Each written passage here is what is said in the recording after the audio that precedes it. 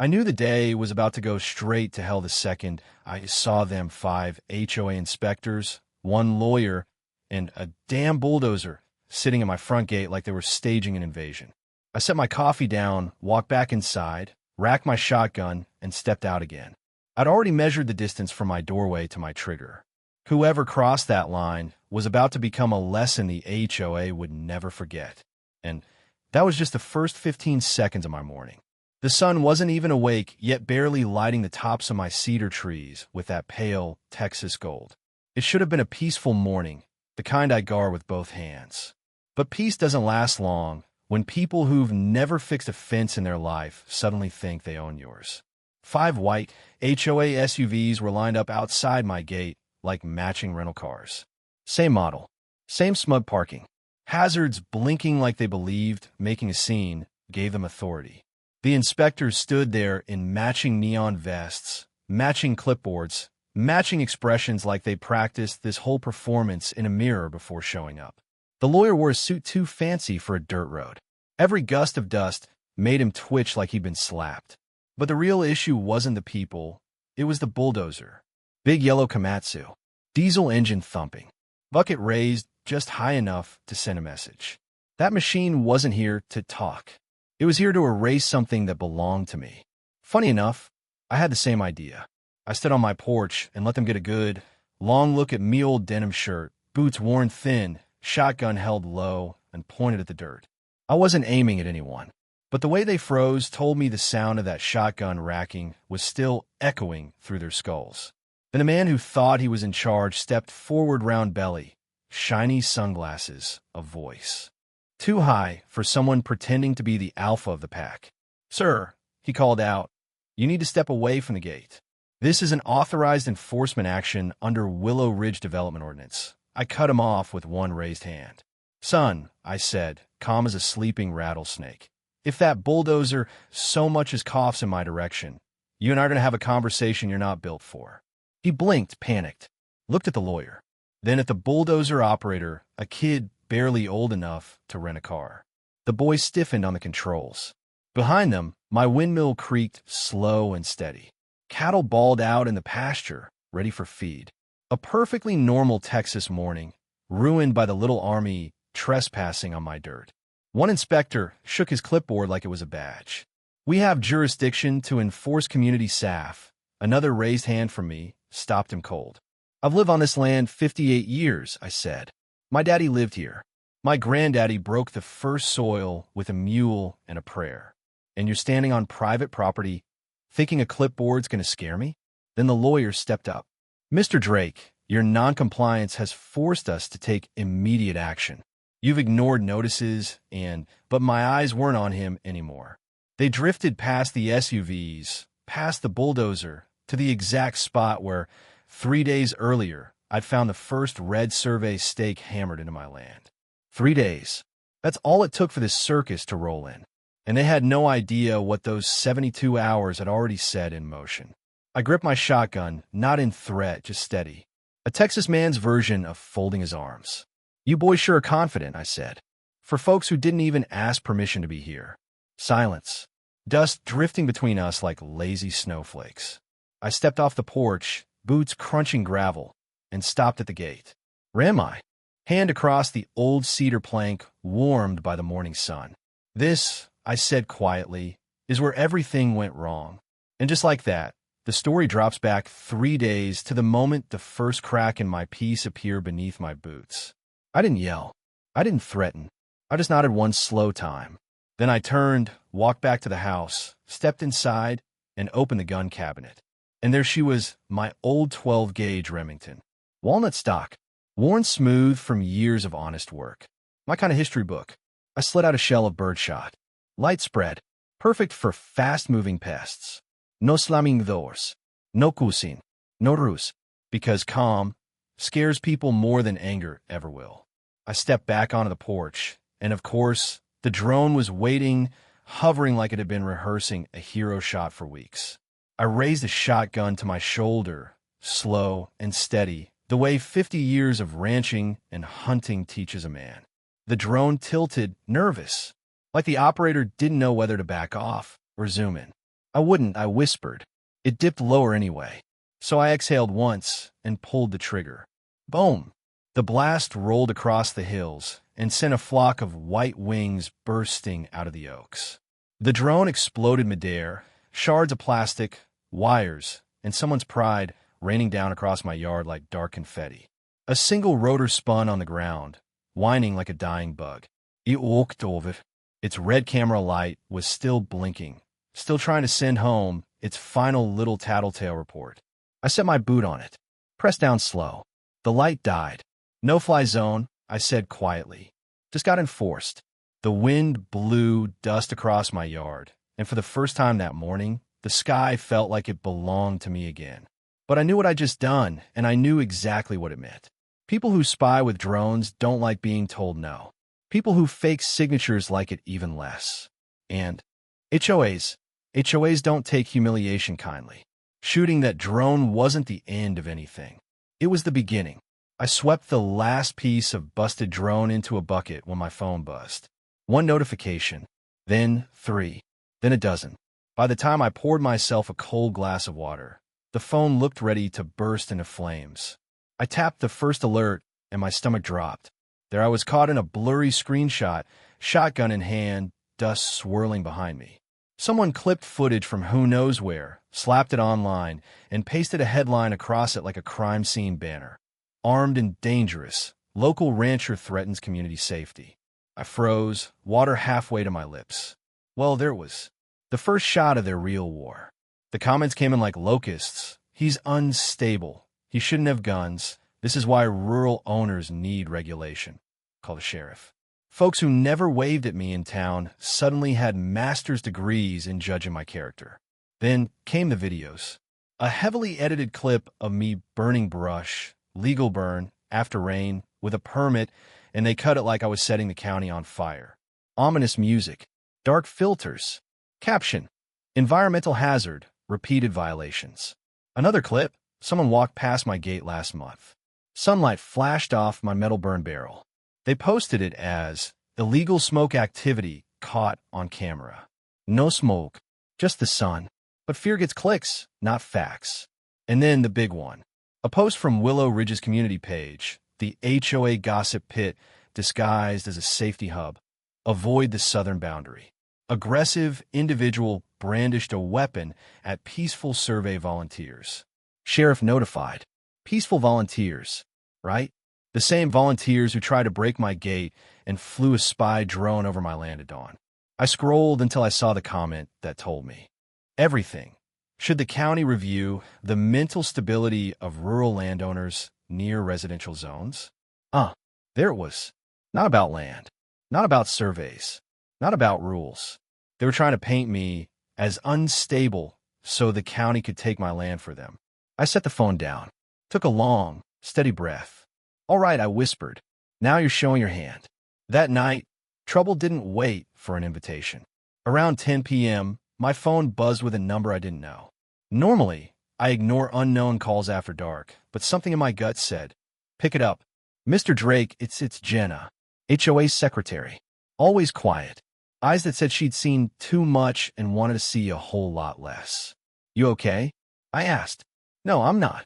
I need to talk to you now. They're saying I leaked documents. Karen's furious. She wants my phone, my laptop. Her voice cut off mid-sentence. Not a hang-up. A crash. Tires skidding. Her gasp, sharp and terrified. I was out the door before my chair stopped rocking. The night was cool and moonlit when I fired up the truck, gravel spitting behind me. Halfway to Westfix, I saw headlights swerving. Then a scream. Jenna's little sedan fishtailed across the blacktop. Behind her, a black SUV closing fast, the same SUV that tested my gate that morning. They hit her. A perfect pit maneuver. Deliberate. Professional. HOA-style intimidation with a steel bumper. Her car spun into the ditch, dirt flying. I floored the F250. Didn't hesitate. Didn't brake. I slammed into the SUV's passenger door. Boom. Dust exploded. The SUV spun out into a field, plowing a crooked trench. Jenna stumbled out of her car, shaking. Get in. I yelled. She climbed in, trembling. They're coming back. Let them, I said, shifting into gear. They chased us, but this was my road. I took a hard right, a turn that looked like a cliff if you didn't know better. The SUV charged through my dust. Cloud blind. Its tires hit the drainage ditch, deep enough to swallow its pride. It slid in with a splash and metallic groan, steam rising. That'll do, I muttered. Jenna whispered, Are they dead? No, just wet and stupid. We drove back to my ranch. I locked the gate, chain, steel bar, everything. She asked softly, Is it safe here? This, I said, looking over my land, is the last safe place between here and the county line. She nodded, exhausted, shaken, but alive. And for the first time since this war started, I wasn't fighting alone. By sunrise, Jenna looked like she'd aged a decade. Every noise made her jump. When someone tries to kill you on a dark road, your nerves learn new tricks. I poured her strong coffee and stepped out to check the fence line. Texas morning. Warm. Quiet. Too quiet. At the gate sat a stack of envelopes. Rubber-banded, stamped, official. Threats disguised as paperwork. Final notice enforcement action. I glanced back at my gate. Old cedar, rusty hinges, stubborn as the men who built it. They want that gate so bad, I muttered. They're going to have to pry it from my hands. I watched the minute hand crawl toward 9 o'clock since sunrise. Jenna stayed inside, wrapped in a blanket, sipping coffee like it was the only thing holding her together. I told her to stay put. Doors locked. Phone ready. Me? I stood on the porch. Old denim shirt. Boots tied tight. Remington in hand. Quiet as stone. And right on schedule, the sound started. A low, thunderous diesel engine rolling down the county road like a beast waking from sleep. Then came the SUVs. 3 of them, white, shiny, polished like show dogs. They whipped into formation outside my fence. Doors popped open in perfect sync. 5 HOA inspectors stepped out wearing neon vests bright enough to blind man. Clipboards under arms like they were weapons. Behind them, the lawyer from yesterday, adjusting his dusty suit sleeve like it personally offended him. And the real centerpiece of their parade, the bulldozer. Massive, yellow, bucket raised high, metal clanking like a war drum. There it was. Their plan. Simple, ugly. Smash the gate. Claim the land. Call it development progress. I stepped down the porch, boots crunching dust. The lead inspector waved his clipboard. Mr. Drake, you are obstructing a scheduled county-supported access adjustment. Step away from the gate. I raised a hand. Silence. Son, I said calm, measured. You so much as scratch that gate, the next thing that gets scratched is your reputation. He puffed up like a rooster. This is authorized. We have jurisdiction. I nodded toward the bulldozer. But he's got a whole lot of stupid in that bucket. The lawyer tried to step forward. This is legal. We sent warnings. We trash, I said. And I burned every piece of it. Their faces twitched. Good. The bulldozer operator, a kid maybe 21, revved the engine nervously, eyes darting between me and the inspector. I took one step closer to the gate. You sure you want to do this, boy? The inspector barked an order. Proceed. Open the access route. The engine roared. The bulldozer lurched forward. Bucket raised slightly. That was all I needed. I lifted the Remington, slow and deliberate. Chambered a slug. Heavy lead, built to break things that shouldn't be broken. Click. The sound echoed across the field like a church bell. Inspectors froze. The lawyer stopped breathing. The operator's eyes went wide. I didn't aim at the kid. Didn't even aim at the bucket. I aimed at the hydraulic line under the arm. Pulled the trigger. Boom. Hydraulic line shredded. Fluid sprayed 20 feet high. Hot oil rained down, turning the dirt slick and black. The bulldozer coughed, lurched, sagged like a dying bull. Bucket crashed to the ground with a metallic groan. The operator leapt out. Hands. Knees alive. I stepped forward.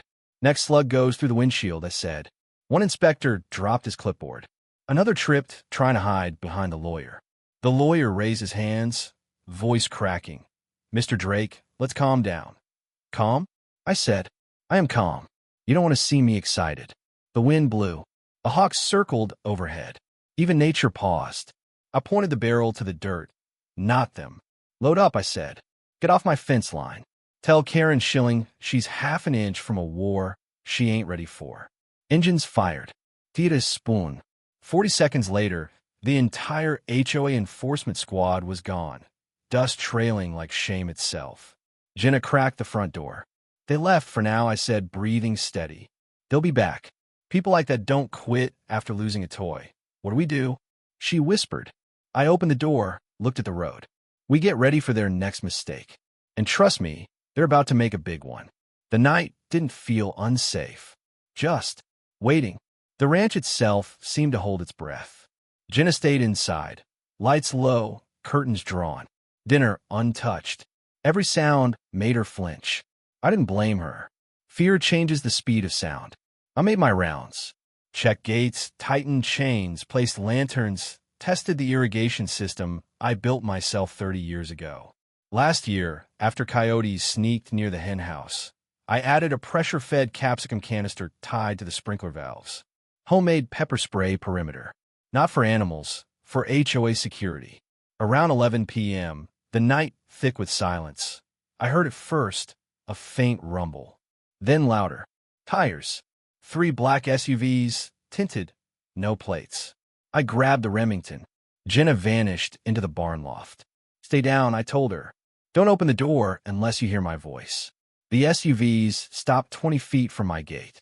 Doors opened in unison. Out came 6 men. Dark tactical vests. Utility belts. Gloves. Boots too. Clean for ranch work. Not cops. Hired muscle. One held a pepperball gun with CO2 canister. Another a Kevlar shield.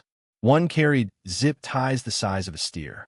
The leader shouted, Tom Drake, step away from structure. You are harboring a person interfering with a lawful development investigation. Lawful. That word again. HOAs sprinkle it on everything like glitter. Meaningless. I raise my voice steady. You're trespassing. You're armed. And you're 5 steps from the worst mistake of your career. 2 fingers from the leader. 2 men approached the fence. I waited until they crossed my line. Then clicked my irrigation remote. Hiss. Hiss. The yard exploded in a wall of pepper spray. Hot as hellfire. Men dropped, staggered, gasping. I moved through the chaos. Cracked ribs. Elbows to jaws. Boots on chests. The yard smelled like chili. Tears ran down my face. I've worked cattle in wildfire smoke. This wasn't worse. The leader stumbled, coughing. I tapped my Remington to his vest. Leave. All of you. Now. Engines roared. Tira spoon. The convoy tore down the road in a trail of dust and shame. Silence returned. Not peaceful. Clean. Jenna came down slowly. Tom, were they trying to take me? Yes, I said. Karen wants the USB. And she isn't getting it. She hugged herself tight. Desperate people make mistakes, I said. And they just made a big one tonight. I stepped outside, road empty. If they want a war, I muttered. I'll show them what one looks like. By sunrise, my yard looked like a battlefield. Orange pepper stains dotted the dirt. Batons and a vest lay abandoned. The imprint of an SUV bumper marked the property line. Honest. Rugged. Mine. At 7:45, tires rolled onto the horizon. Not HOA. County. Tan City trucks. Engines low. Lights off. Mark Renner stepped out. Big shoulders. Gray at the temples. Patience in his stride. He looked over the pepper-splattered, battered yard. Tom, he said, you did not start a war.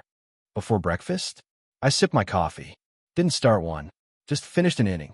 The rookie deputy from the shotgun incident stared like he'd walked into a movie set. What am I looking at? Mark asked. 6 hired security contractors trespassed, I said. They tried to abduct Jenna. Armed. After midnight. Mark's jaw tightened. You got proof? I pointed to the barn.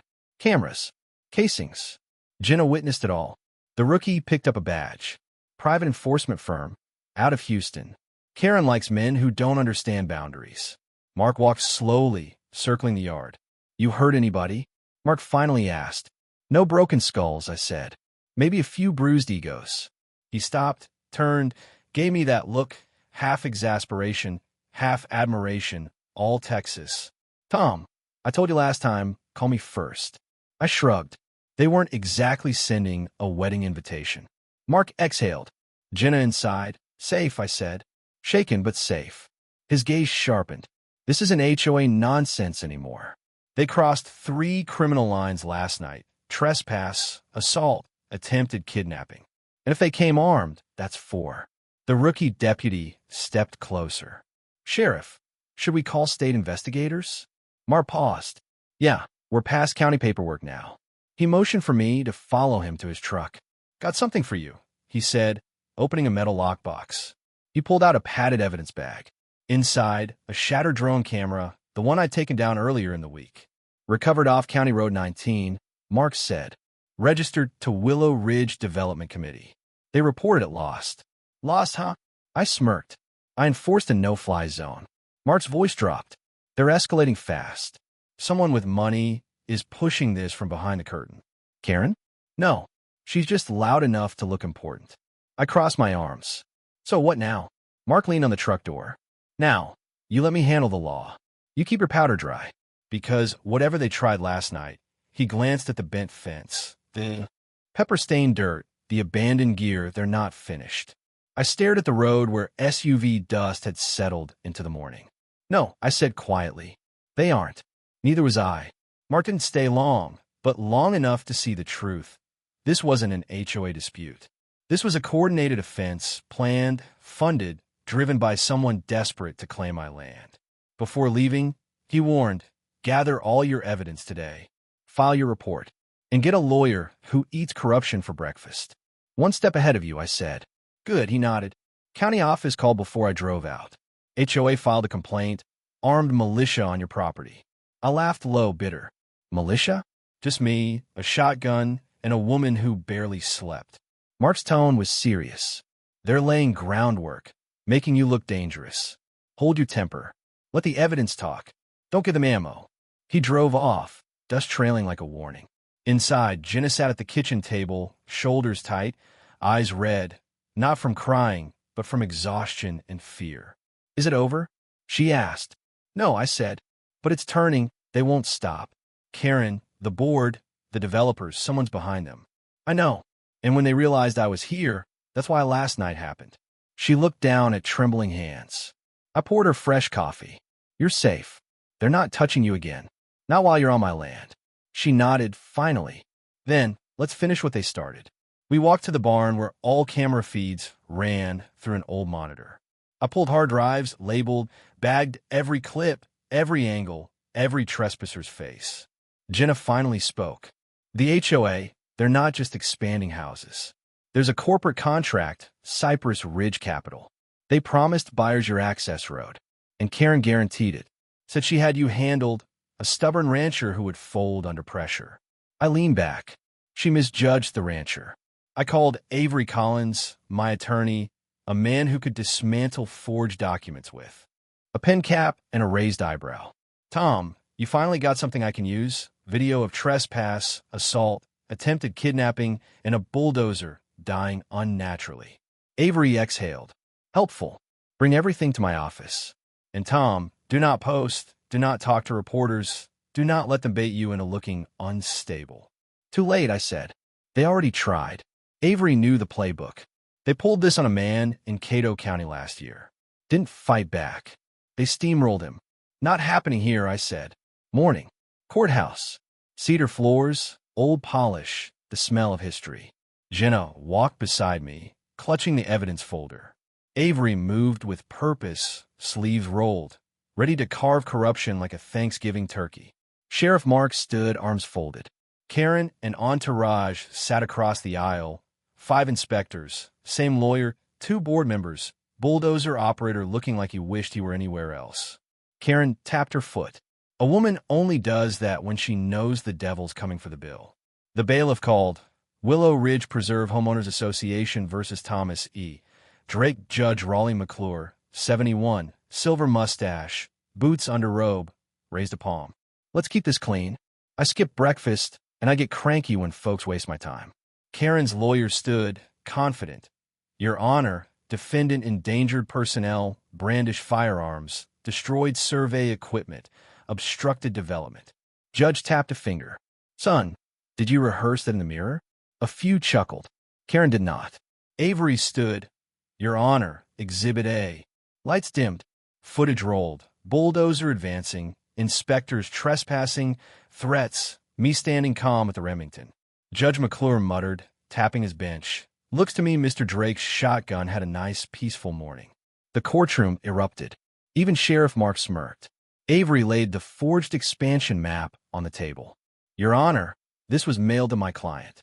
Shows Mr. Drake's land was listed as community property, sold, color-coded, before he was even approached. Judge stared. Miss Schilling, what in the name of common sense am I looking at? Karen, a preliminary concept, a misunderstanding. Avery cut in. Witness testimony confirms this map solicited early buyers, guaranteeing access across Mr. Drake's private property. Jenna testified, small, scared, steel underneath. Told everything. Fake orders, SUV ramming, harassment, night attack. The courtroom was dead silent. The judge leaned back. Foolish behavior? I've seen. But this is a casserole of stupid I've never tasted before. Gavel down. Case dismissed with prejudice. Karen white as chalk. The lawyer slumped. Inspectors looked like schoolboys caught breaking the wrong window. Jenna exhaled. Avery packed files, satisfied. Sheriff Mark clapped my shoulder. Knew you'd hold your ground. Back home. Golden light. Quiet, the kind you earn. I walked to the front gate, the same gate the bulldozer tried to break. Lifted the latch. Clean metal click. Better than any gavel. Jenna behind me. It's over. I rested a hand on the cedar plank. This land stays mine. Wind rustled the grass, soft as applause. For the first time in days, the ranch breathed easy. The dust has settled. The gate stands. The land is mine. Justice wasn't handed over, it was earned, one measured step at a time.